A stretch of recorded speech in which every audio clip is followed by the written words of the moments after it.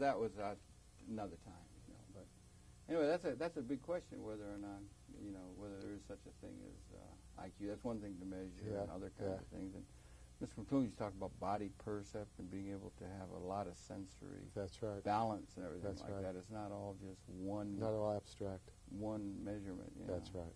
But I'm glad the family's well. Oh, they're doing great. And the book is out of sight. It's really good. I congratulate you on it. You know, it's good to see you. Same here. Yeah. So I'm glad you hear it's doing well, huh? It's doing great. Good deal. Good. Welcome very much to Conversations, where it's a pleasure to welcome to the program Dr. Paul Levinson. And Dr. Levinson's been on Conversations in the past talking about his book, his really important book, The Soft Edge, which we've talked about in the past. But he has a new book out, and I want to just hold it up sort of next to myself here. It's called Digital McLuhan, A Guide to the Information Millennium. This is the way it would look in the bookstores, and we want you to be able to see that because we want everyone to consider going out and getting this really very interesting book. And in fact, I wanted to read a little bit, if I could, Paul, from some of the literature about it here on the very back page, if I may, from Kevin Kelly, the executive editor of the Wired magazine. He said, everyone thought McLuhan was talking about TV, but what he was really talking about was the Internet.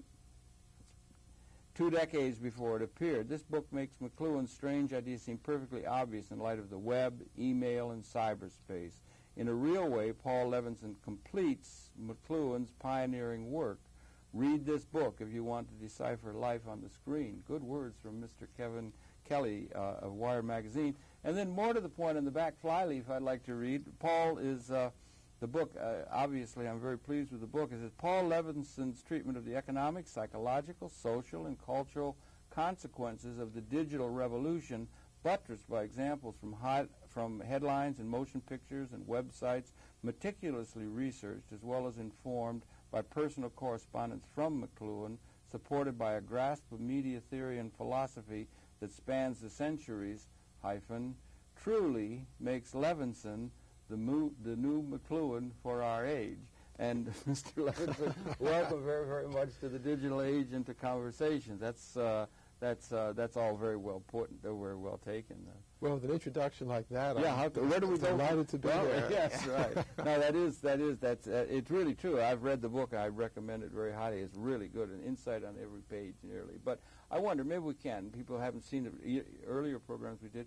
Maybe share briefly your own background, because you're in media theory. You worked with Neil Postman and knew Mr. McLuhan. But share a little of your own background. Then we'll get into this.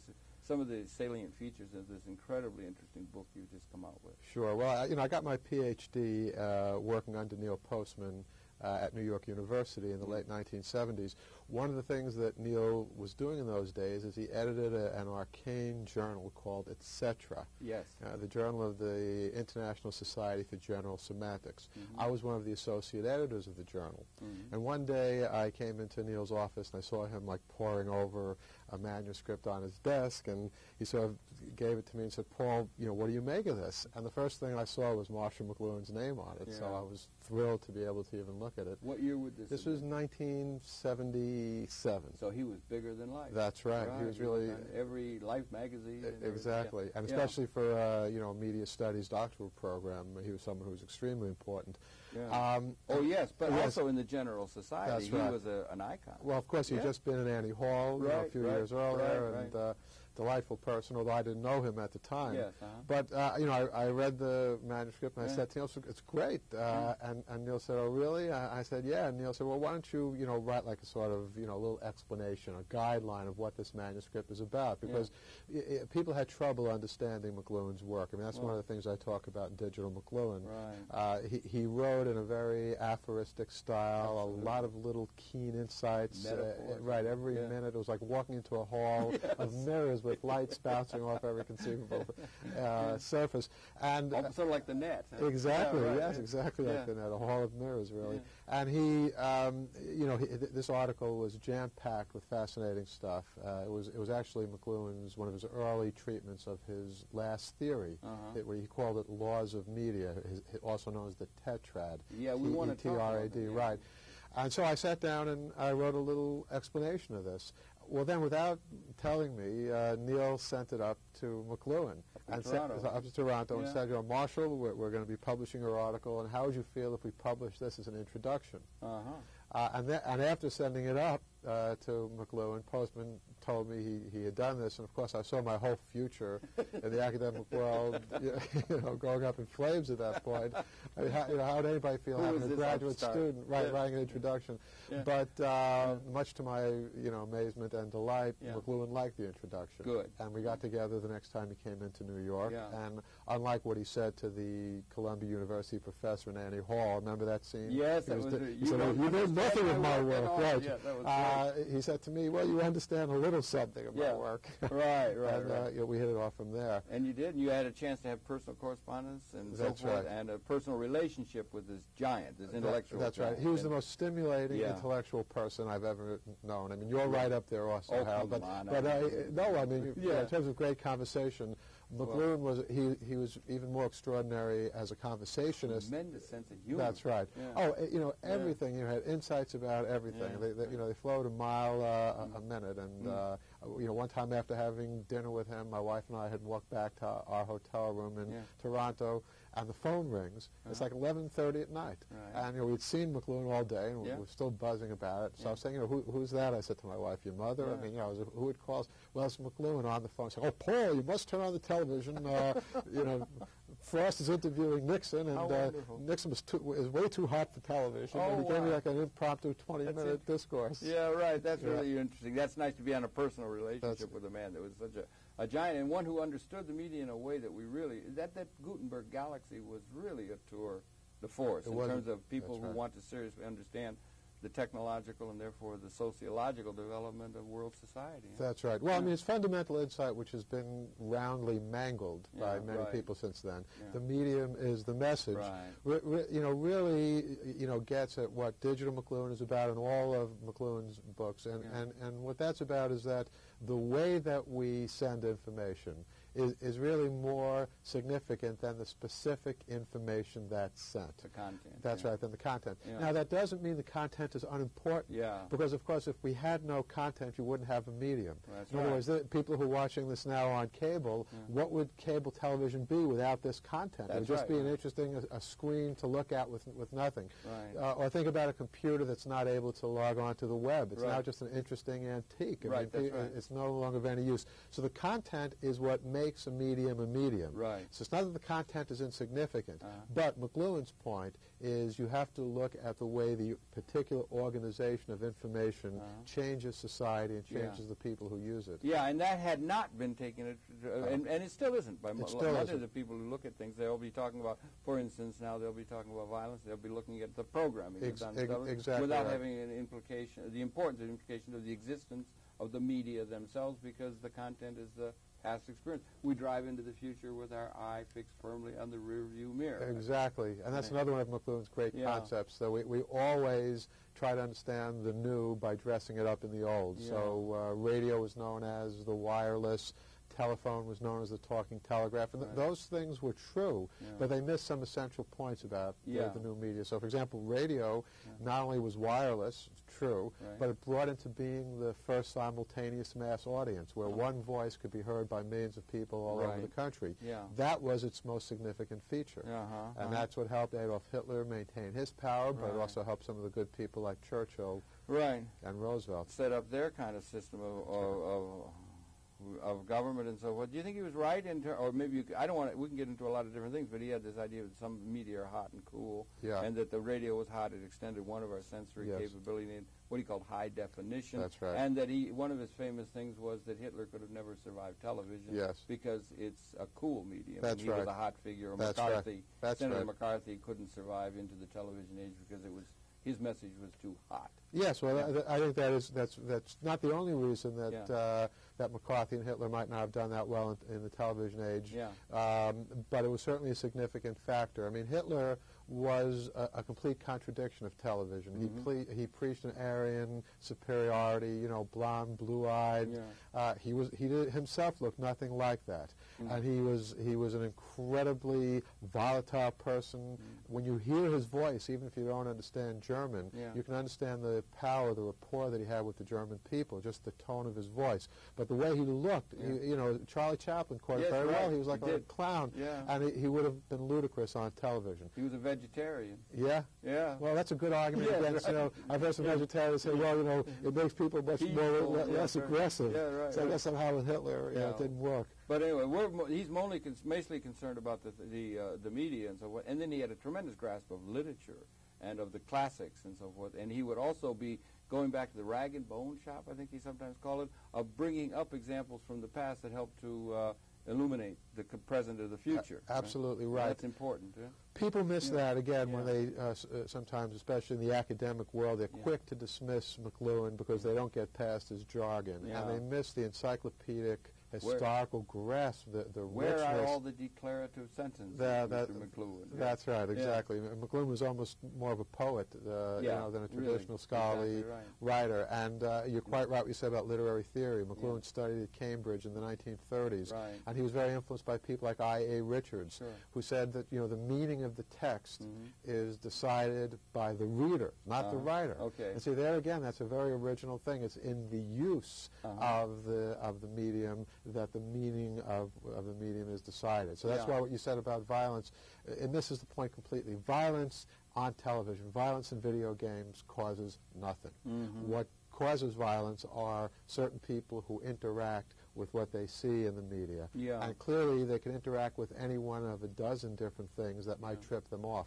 So if we're interested in reducing violence, we have to look at the people who are basically the truest content of the media, not the media themselves. Yeah, that is interesting. And I think he used to refer to violence as being essentially an image quest. And if people are feeling their identities are threatened, then there will be a action at the interface, I think he used to say. That's where the action will be between systems or something. And if somebody doesn't have if their image is being undercut, then there will be a drive to achieve a sense of self-image that is important, and that was something that he took notice of, that the media are sort of circulating through and challenging traditional stasis systems of by which people have gotten a sense of media. Of self, that's right. And one of the points I make in Digital McLuhan, and here we can see a clear distinction between the television age and the Internet age. I think that television does, on a very low, pervasive level, stimulate and provoke a certain level of frustration and perhaps even violence, because it gives us so much but so little at the same time. It gives us the world, it gives us these images, these sounds, but when we reach out to touch them, when we reach out to have a genuine dialogue, I mean, you and I are talking on television, but people who are watching this can't communicate with us. They can't ask us a question. It's not interactive. That's right. But and in fact, Socrates saw this as a problem even with writing itself. He says you ask the written word a question and it gives but one unvarying answer. That's Socrates as per Plato in the Phaedrus. Was that Socrates in Homer, or was it Homer who said that they were a very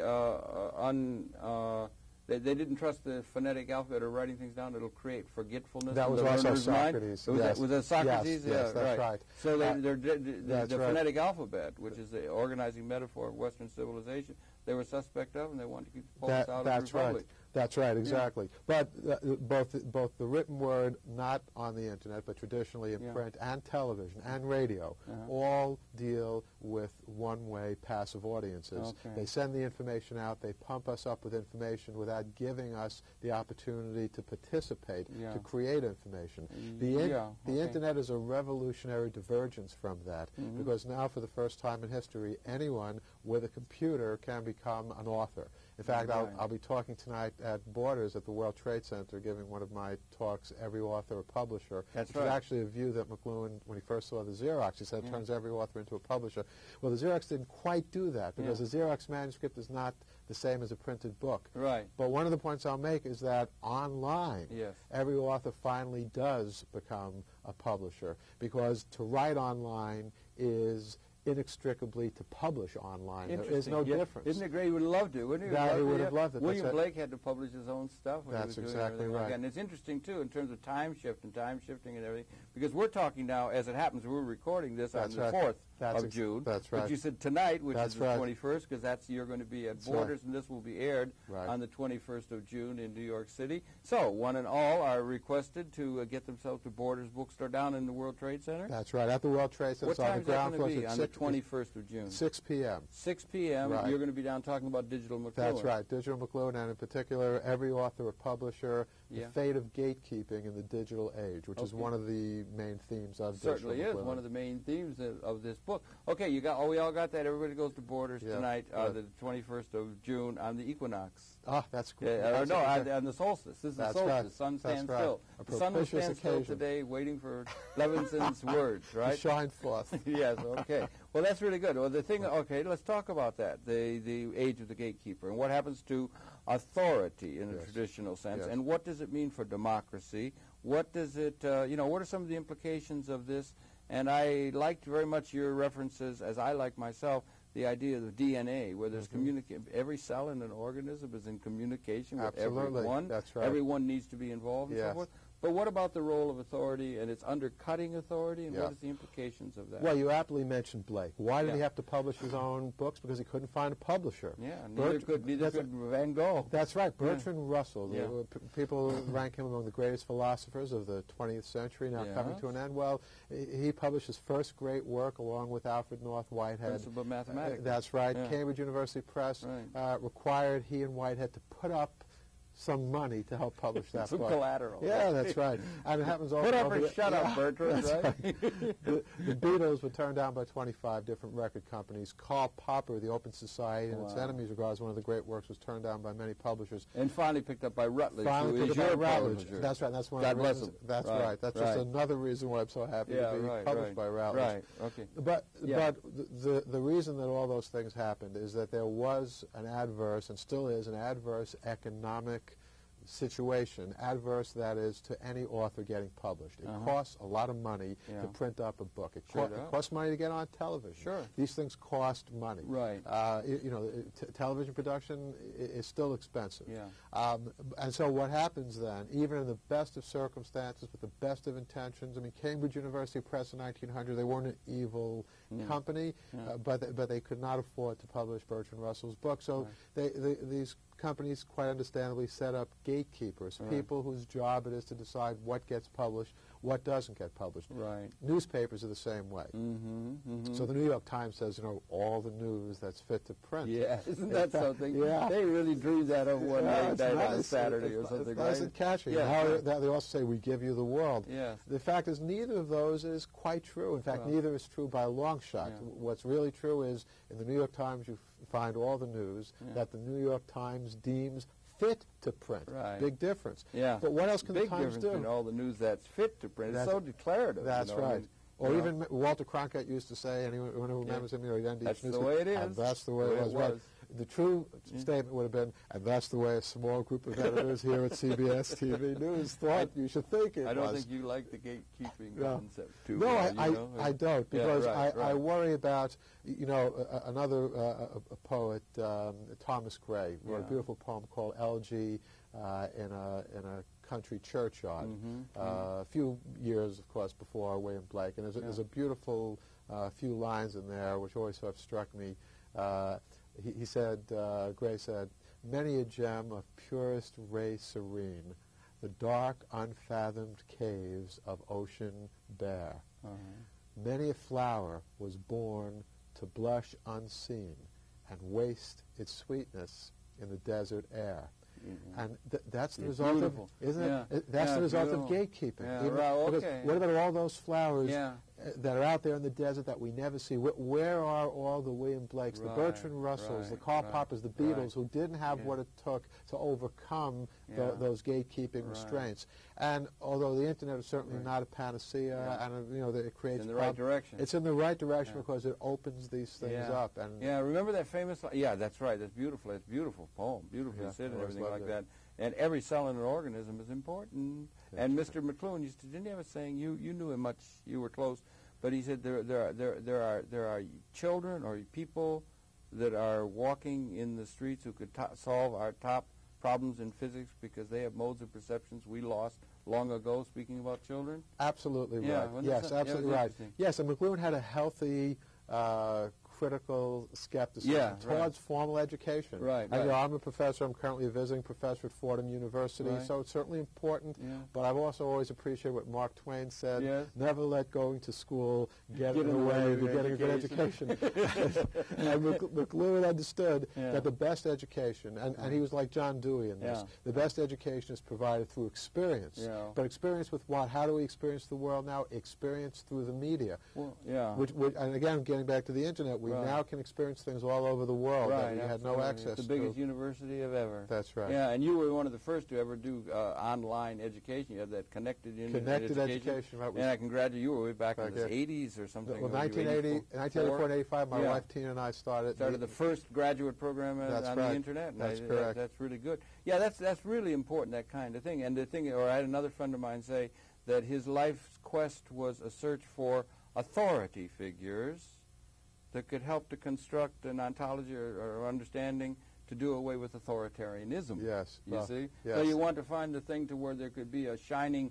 or like a liberation or something. And again, back to that idea of DNA, I really think that's a really shining metaphor in a sense for an organism where every cell is important and every cell is in communication, and it is a communication thing. Absolutely. So that Lovelock principle of looking at Gaia and looking at the whole thing, everybody's in this ball game. We're all connected and so forth, and everyone's important. And so much of the human society, and much less the ecology, is oppressively under the weight of things that don't let them shine forth in terms of their full given potentiality. That's don't right. you think? Exactly. Yeah. I do think that, and it's based on what I was saying before, a scarcity of things. When there's a scarcity of resources, when print can only be available on paper, and how much paper is there, and it costs money to produce it and ship it, inevitably a lot of things don't get printed. Right. We're coming out of a world of scarcity. Of informational scarcity, and we're moving into a world where for the first time information is becoming more plentiful. And DNA is a very apt metaphor. DNA is an extraordinary communication system. It's in effect a binary communication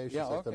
Not binary in the sense that it's ones and zeros, but binary in that the DNA code looks nothing like the organisms that it brings into being. Oh, interesting. And that's where it gets its great strength. The alphabet shares that. The alphabet was an enormously revolutionary medium because it too looked nothing like the situations and things and ideas it was describing. Nor does the code that brings in the internet. That's exactly right. Nor does the digital code. And that gives it its great strength. It doesn't matter whether it's music with MP3 files, whether it's audio-visual, trailers of various, your conversations will eventually be digital. That's right. And all those things, whether it's text, images, music, they all can be communicated with that same code. And because it's an abstract representation. It's not a literal picture of it. It's really a recipe that describes it. Now, with my grandmother, and in fact she did, had a delicious recipe for chicken soup. I'll bet. Now, there's no way we can preserve my grandmother's chicken soup. I mean, even if we put some in the refrigerator 20, 30 years ago, how long would it last? I know. But the recipe can last forever. But sometimes it's hard. It is hard, because you have to be talented. I used to have a grandmother who was able to make Yorkshire pudding. In our case, it was. But that was a friend up there in Ontario, and she would go and she would make it, and you have to have the right heat to get it just right.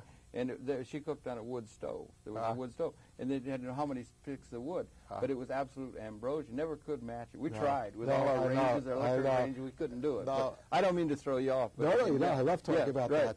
No, my grandmother's chicken soup hasn't been. Even my mother's tried for years. It's okay. But my grandmother just has, because she never actually explained totally what it was. She had a recipe, but she would also you throw it in a little pinch. How much you put just the nut, the right amount. There's an element of that. There's serendipity and kind of thing in terms of creativity too. But it brings into the thing where the whole of an organism is like jamming, or a whole organism is in sync with all the parts of it, or systems thinking maybe is probably getting in that way. Or let's just use a larger term, and McLuhan often was called by many in a certain sense comprehensive in his analysis. He was system, and he sort of followed in a certain sense. I think they would have gotten along with Bucky Fuller, who was another giant of that time. I don't know who some of the others were. There were some others.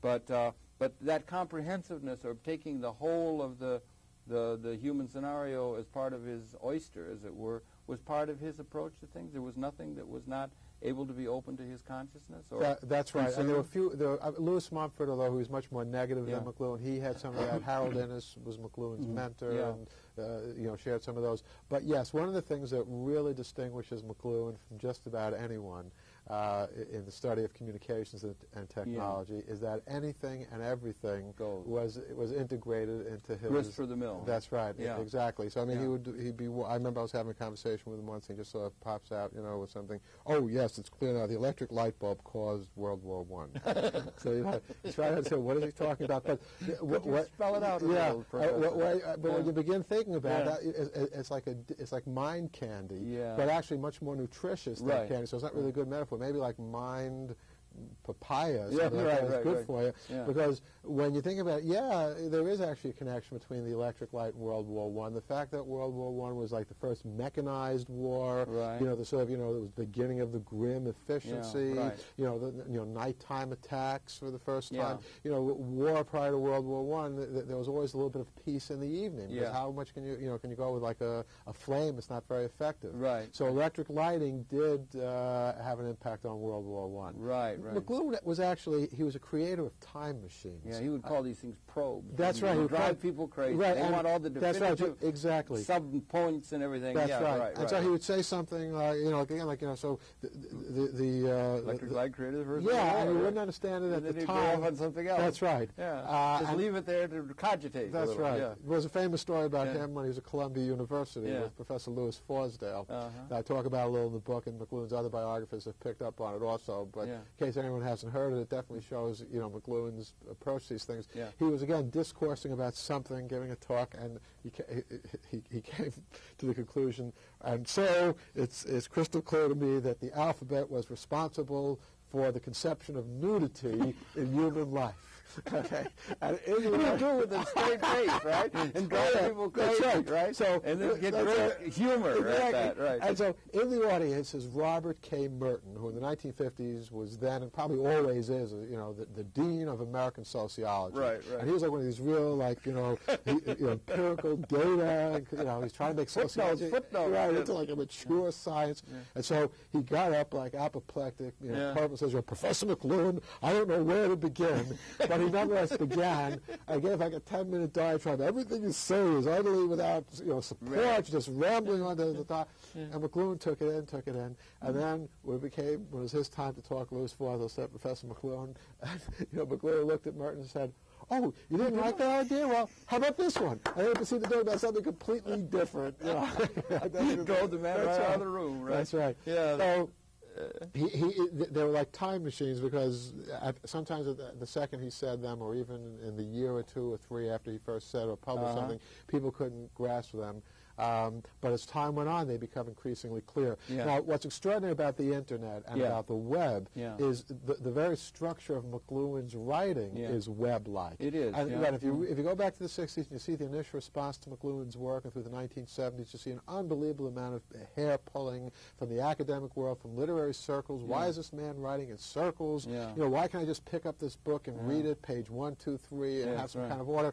Completely not the case in McLuhan's book. You could open up to the middle of the book. Right, you jump around here, there, and what he was really dealing with, it was one way of understanding it is it was a form of links. Holographic writing, where each little thing, if you take a hologram and you cut it into pieces, it's like an ideograph. That's right. But each piece of the hologram, it's not like a photograph. Each piece of the hologram, when you shine a light through it, reconstructs the complete hologram. All right. So it's like a multi-dimensional web of things, and each piece leads to something else, and each piece has embedded in it information about the other pieces.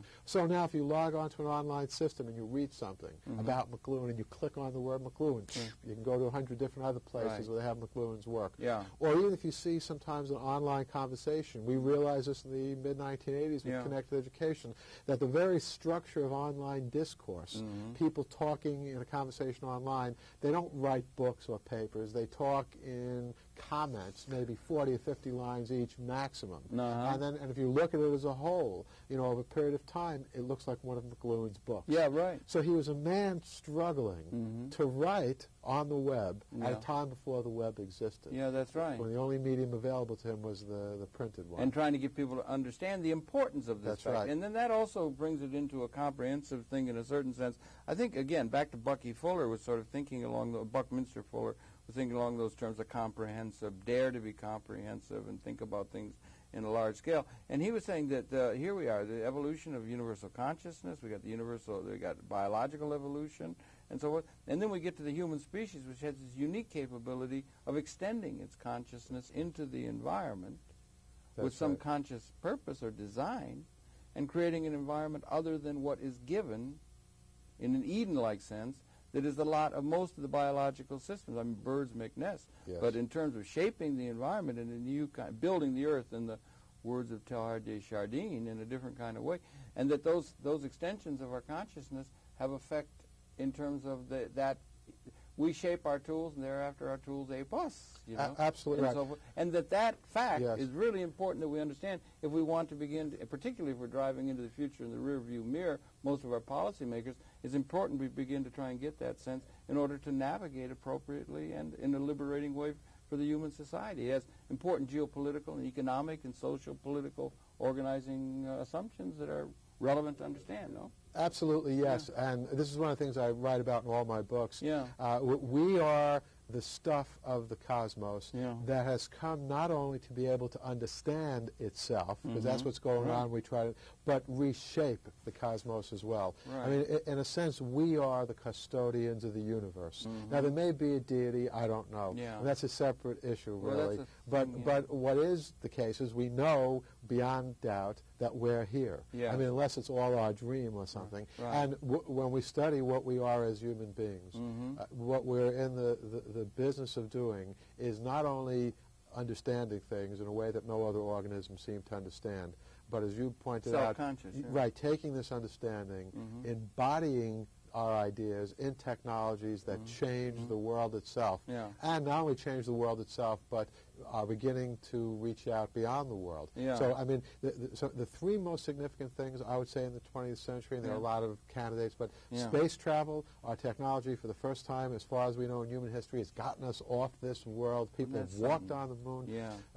Genetic engineering, where for the first time we are consciously designing what living organisms look like. Now, actually, we've had artificial selection, as Darwin called it, breeding dogs and plants and other animals, for centuries, hybrids, for millennia. Things, right. But now it's coming. But now it's much more precise.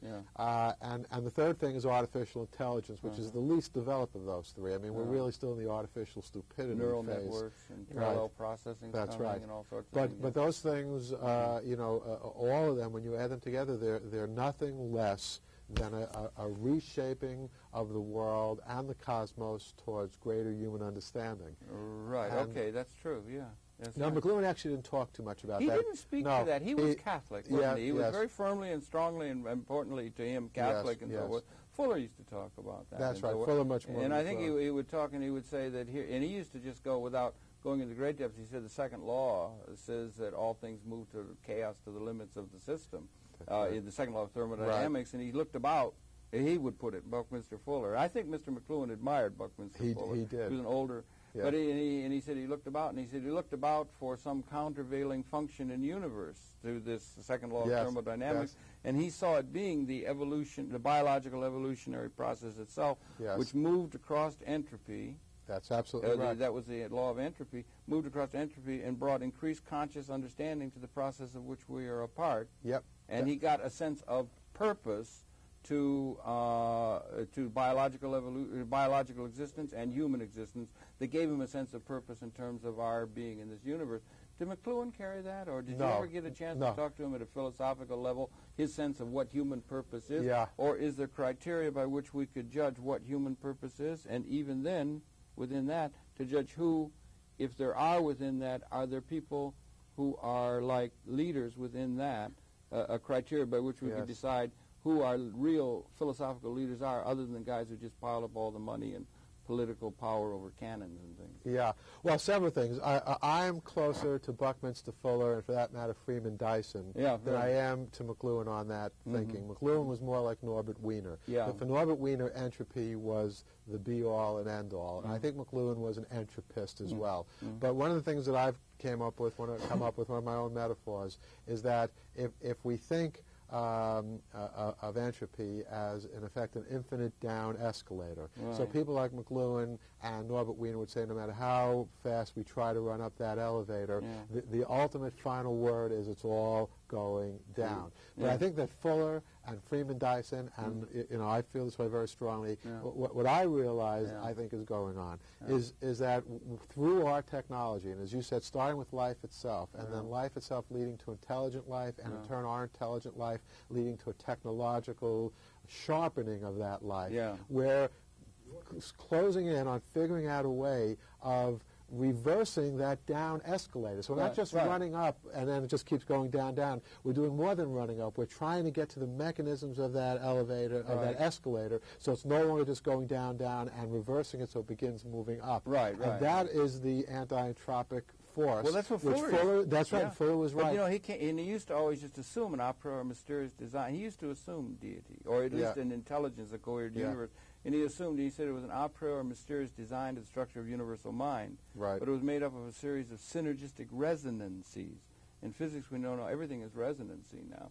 And synergistic resonance. So he came to call this anti-entropic function in the universe syntropic. That's right. Syntropy. That's right. Anti-entropic synergy. Yes. And synergy is behavioral system unpredicted by the sum of its parts. There's something resonatingly more than there is to the system itself. And that it's a series of these kind of conscious understandings, and so that we may be at a time of coming to a new relationship to the cosmos that will bring us synergistically in an even higher relation of synergistic understanding of the structure of universal mind. I don't know, that's sort of stretching. But no, it's not. Well, I'm a very religious person, but not in a traditional sense. I think that what deity there is in the universe is in us. We're its expression.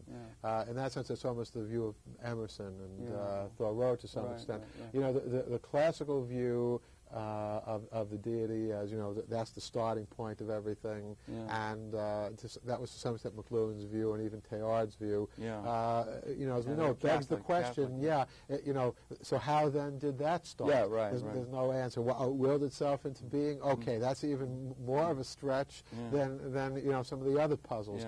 But what I think is... And they won't build the accumulator, or the thing for the physicists to get the final answer. But anyway, what do you call it? Go ahead. Well, but I have a problem. One of the things I have to laugh about recently, I guess NASA got some data from the Hubble telescope, which, by the way, is spectacular. That it's discovering planets all over the place. That part of its work is wonderful. But one of the things I had to laugh about is they now have come up with like a revised timeline as to, and it goes back to when the universe began. So they can have it down so long as we thought, right? I mean, that's utterly meaningless. That's kind of it's fun. It's fun, but what happened like a few minutes before that? There was total non-existence. Well, that's the thing. Human understanding comes up against certain walls of incomprehensible. Still, if you take it like I don't know, your friends I think are associated with the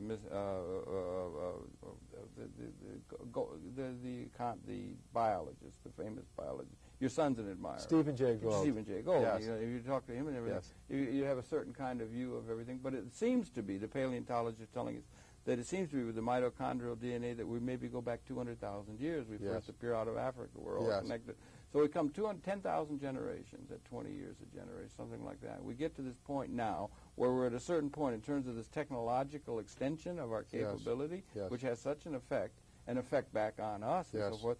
And we're coming to some sort of a time when it gets 10,000 generations, we're going through some sort of a qualitative, it's an overworked term, but maybe it's really true now, a qualitative transformation in terms of what has gone before, historically. It's very possible. James Joyce said history is a nightmare from which we're attempting to awaken. That's right. And we may well be awakening from that. Yes, and here we're right in, into mainstream McLuhan. And on this point, I think he was completely right, because the externalization of what was formerly interior, our thought processes, the information that courses through our personalities, now that's all becoming external, because it's so easy to communicate. What I was saying before, it used to be that communication was an extraordinary act unless it was just conversation among people. But any kind of communication beyond just simple conversation was something extraordinary. A book was an extraordinary thing to publish. It was extraordinary for someone to be on television and talk. That still is. Live. That's right. It's extraordinary to be here right now. But now it's extraordinary to stream on the internet. Well, but the internet is stream visual. That's right. But the internet is extraordinary precisely because it's no longer extraordinary for those things to take place. And so in terms of what you're saying is that, almost like a new species is emerging. Obviously, we're not changing in our biological form, but we are almost, a butterfly emerging from our caterpillar, cocoon, because of this liberation of information. And there's no telling what that's going to do. Now, you mentioned before authorities. One of the groups that's very afraid of this is the government. The government doesn't know what to do with it, because our government, our democratic government, is predicated on, again, a scarcity of information, on people coming to the government for the answers, not the people.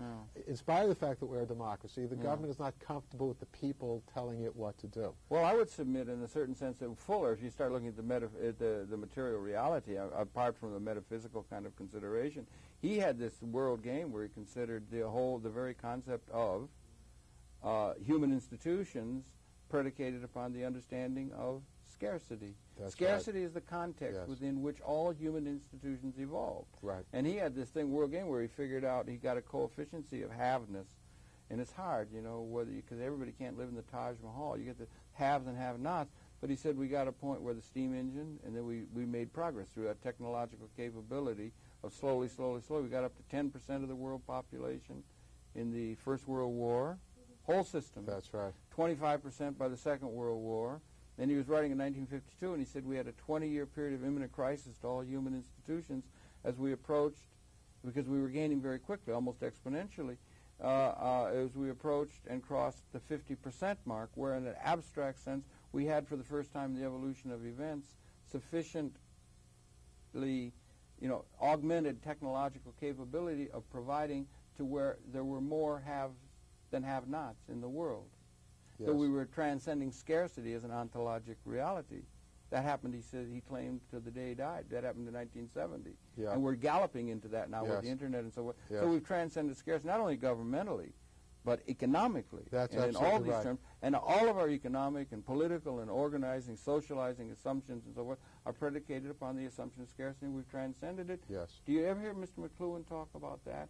Or do you ever see McLuhan relating to this idea that we may have collectively as a species transcended scarcity as an ontologic reality, and that we need new institutions and economic assumptions to have it so that we can liberate each part of the human society to be something other than a grinding wage slave? Yes, I mean, that was present in all of his work, because what McLuhan was focusing on most of all in the 1950s and 60s and 70s was the divide between the printed age and the new electronic age. And he understood immediately that the electronic image could be disseminated a lot more quickly to many more people, simultaneously to everyone, in contrast to the printed word. But what was different in those days, and what characterizes the difference between the now classic television age and the current internet age, is that although the images could be disseminated easily worldwide, they were still emanating from just a few centralized sources, a few oligarchic networks. What's happening now is, even outside of the internet, you have 100 stations on cable. That's a change. What's happening now is people can go to a video store and rent videotapes on anything. There's pay-per-view. And when you throw the internet into that mix, what's happening is that there's a veritable explosion in terms of the sources of the information. So that level of scarcity is being completely exploded. And that's something that McLuhan began dealing with when, again, every author or publisher, he began understanding how centers were becoming less important. I mean, one of the points he made in the early television age, which is sort of charming now but still true, is, you know, why do you have to live in New York City? You can see the same television out of a truck stop someplace 150 miles away. It's all the network. That's right. Yeah. But, of course, what he also didn't discuss is there are still some enduring physical pleasures of living in the big city. And this is one of the things that has to be added into the equation of, as well. Right. The one thing that's still scarce is flesh-to-flesh contact, meaning that, you know, you still can't, you can go from one place to another online in terms of information, but your physical body can't go there. Yeah, we can't put a cup of coffee through the lines yet, that's exactly right. Can't beam up a cup of Java yet, right? We have JavaScript, but Java doesn't go through the Internet. And, you know, the human life itself is still scarce. Life is still precious. We haven't really extended the lifespan that much. So, really, the liberation is in what we do with that time. Well, okay, I see that. That's true. I was sort of thinking in a maybe a little different. He had that kind of thing. The difference between that kind of a thing. Now, even if we do, then it comes back to like his saying. There are children walking in the streets that could solve our top problems in physics because they have modes of perceptions we lost long ago. Yes. Now, the thing is that there are things to be harvested, understanding to be harvested by this whole. And if you take the whole human society, and if you could imagine the whole of the human society, where each cell of the organism, which is the human society, was able to be liberated to realize its full potential. Let's say that. So that's like Gaia. That's right. You have this notion. And if you had that like guys jamming in an orchestra, they will reach a certain crescendo, a certain thing, and then there will be a resonancy, something more than the sum of all of that energy that's together. Philharmonic orchestra or something like that. That's right. But now the question is, if there is, are there even within that context, are there some people, understanding that there's the means of having those voices heard and some of the gatekeeping authoritarianisms of the historical condition that held things together, challenged effectively, are there still not within the human society some people who have it more together than others? Of course. All right. Yes. Now, where do we have the McLuhan, Fuller, in my view, they were leading people. Yes. They had it more together. Where do we have within this coefficiency or this world of just all kinds of information that's totally there, this interconnected every cell in the body? How do we have the quality considerations within the human organism or within the evolving pattern of biological evolution? Well, how do we deal with that question? We're coming from a world where there were either self-appointed or appointed by someone else, experts, gatekeepers, to decide what information, what individuals were able to express information. Yeah. We're now beginning to exist in a world where people can express information without anyone else's approval.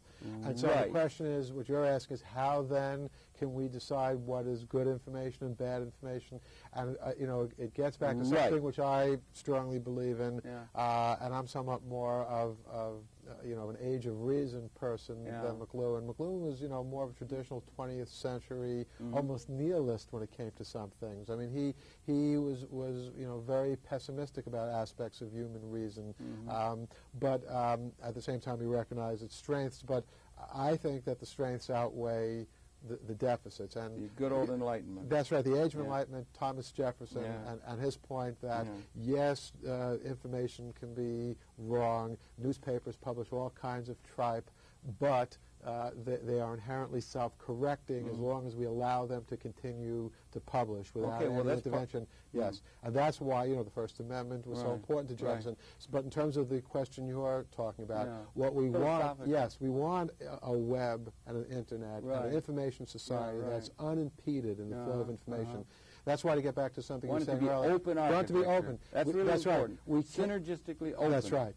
That's right. And there are important. No fundamentalists. Exactly. There are a plethora of seemingly good reasons to try to control information. We don't want that pornography online.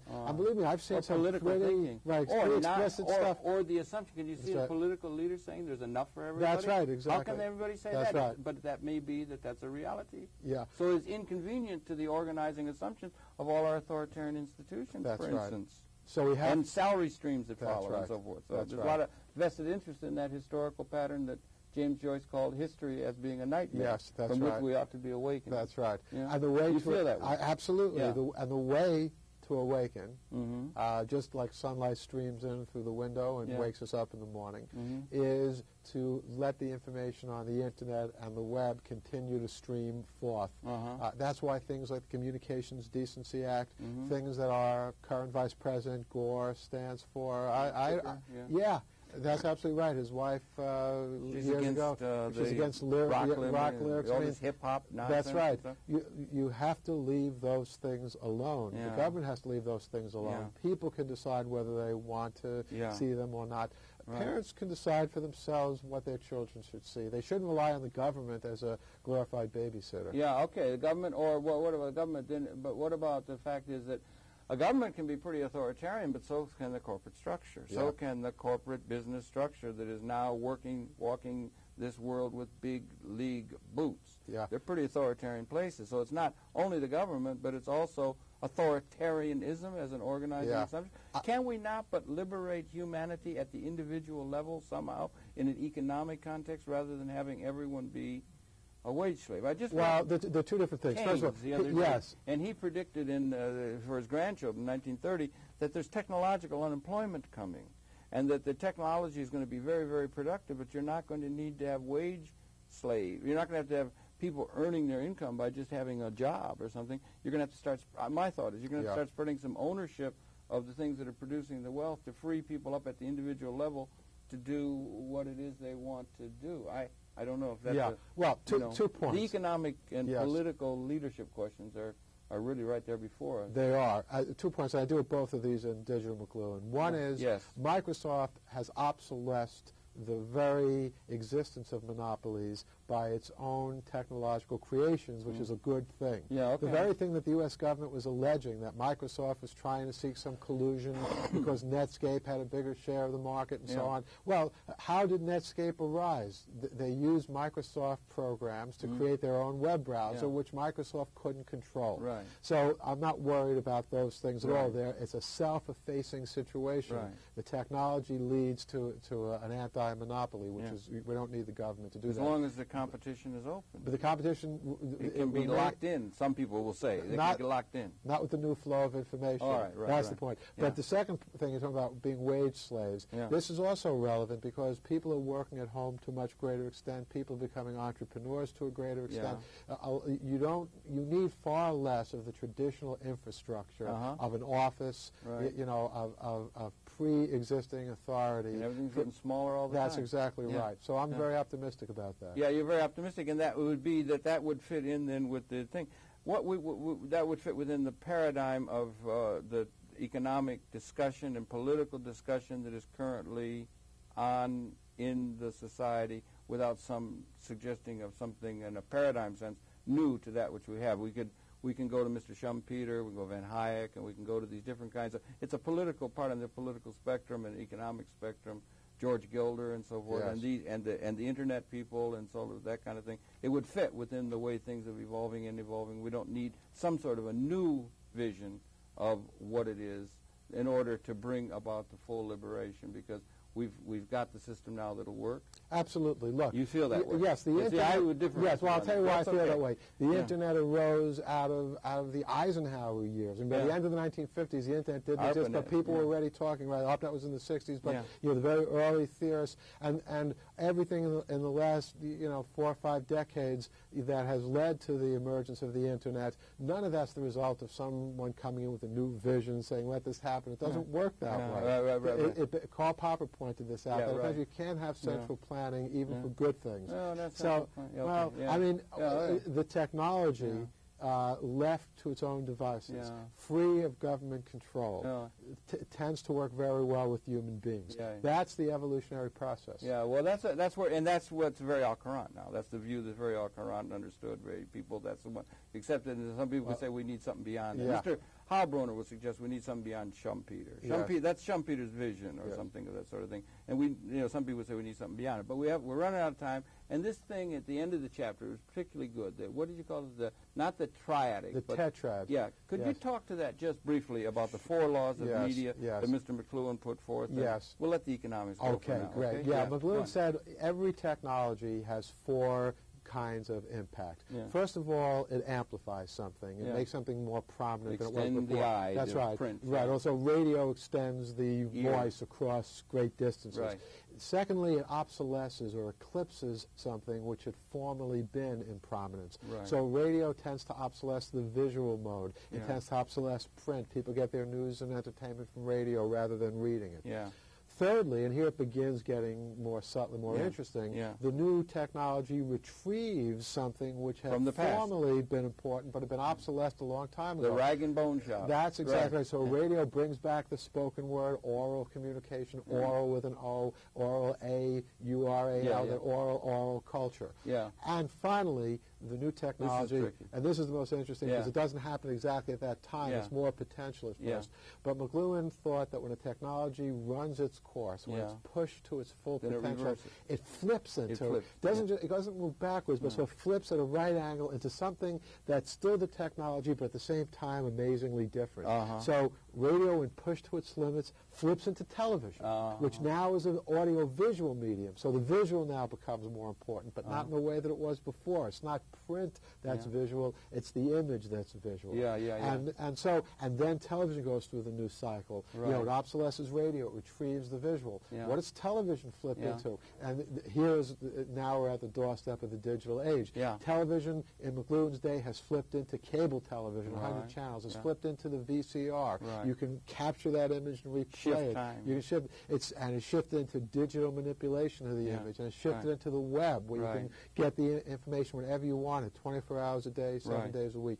So McLuhan's tetrad, which comes from four, tetra, or four laws of the media, is an excellent diagnostic tool for pointing us in the direction to better understand what's happening. Yeah, it's really important. It is. And he and Eric, his son, I worked on, and you did too, yes, in the 70s. that's right. I congratulate you on that. That really should be understood for policymakers and that sort of thing, because it's really important that we begin to understand the implications of this in this information age that is about to transform into some sort of another kind of age of my sense. That I don't think that's the end of the story. I think there's more to it and everything like that. But in any event, there's nowhere they could go, it seems to me, better than to understand the incredibly important contribution to understanding the implications of media, to where all these extensions of ourselves were.